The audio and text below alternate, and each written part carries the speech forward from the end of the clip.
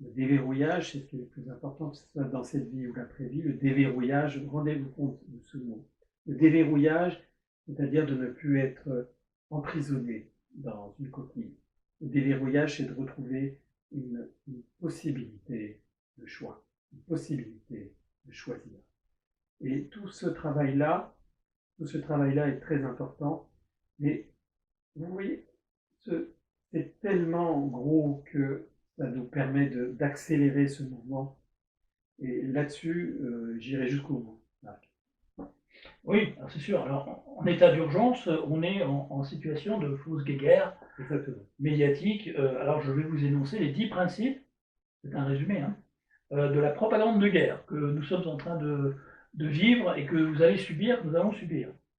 Hein, d'après Anne Morelli, voilà, principe élémentaire de propagande de guerre. Numéro 1, nous ne voulons pas la guerre, bien sûr. 2, l'ennemi est l'agresseur. 3, le chef ennemi est le diable. 4, notre cause est noble et désintéressée. C'est pour ça qu'ils ont voté un budget de 200 milliards, 400 milliards pour le budget de la défense européenne. 4, notre cause est noble et désintéressée, donc je l'ai dit. 5, numéro 5, seul l'ennemi commet des atrocités, parce que nous, on n'a que des bombes propres, nous, on tue les civils coupables. Hein. Numéro 6, l'ennemi utilise des armes illégales, parce que nous, pas du tout. Numéro 7, nos pertes sont minimes, on balaye sous le tapis, de toute façon, remplacés par des drones et des clones.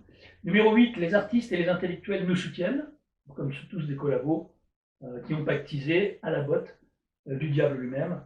Claque de fin, ils sont tous dans le coup. Numéro 9, notre cause est sacrée. Alors là, on rajoute du sacré dans la cause. Et dernière cause, dernier principe de propagande de guerre, numéro 10, ceux qui mettent en cause la propagande sont des traîtres.